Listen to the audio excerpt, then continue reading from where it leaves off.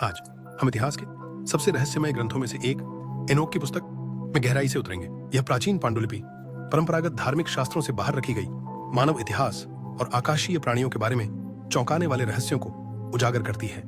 यदि आप दिव्य और अलौकिक रहस्यों से रोमांचित हैं, तो अंत तक जरूर बने रहें ताकि जान सकें कि किस कारण से धार्मिक अधिकारी इस पाठ से सावधान रहे हैं। एनोक की पुस्तक एक विशाल प्राचीन पांडुलिपि है जो लगभग 300 ईसा पूर्व के समय की है और इसके अंतिम प्रविष्टियां 100 ईसा पूर्व तक लिखी गई थीं। इसकी ऐतिहासिक और आध्यात्मिक महत्ता के बावजूद इसे प्रारंभिक ईसवी सदी के यहूदी और ईसाई धर्म ग्रंथों से हटा दिया गया था।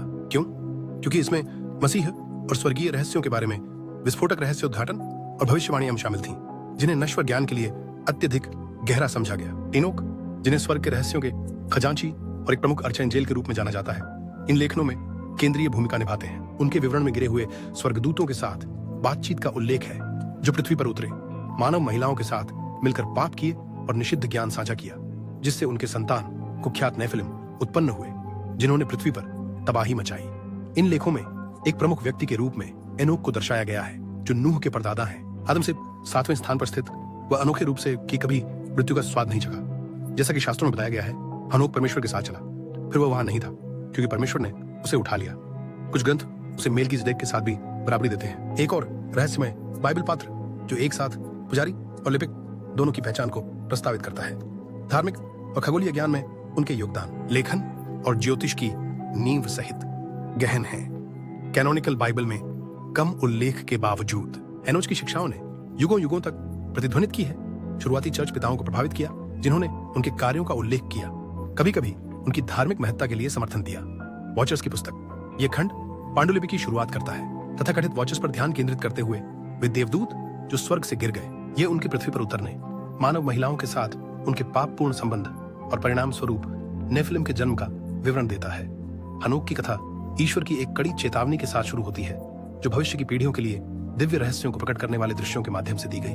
प्राचीन कथाओं की पुस्तक। यहाँ हनोक ने दिव्य न्याय और अंतकाल विज्ञान पर विस्तार से बताया है। इस भाग में इसके अंतकाल संबंधी चित्र के लिए सन ऑफ मैन शीर्षक का उपयोग किया गया है, जो संभवतः इस शीर्षक के ईसाई उपयोग को प्रभावित करता है। खगोलीय पुस्तक, जिसमें आकाशीय गतिविधियों के उन्नत ज्ञान शामिल है। इस पुस्तक में एक सौर कैलेंडर का वर्णन किया गया है और ब्रह्मांड का विवरण दिया गया है, जैसा कि हनोक को उनके स्वर्गीय यात्राओं के दौरान प्रकट हुआ था।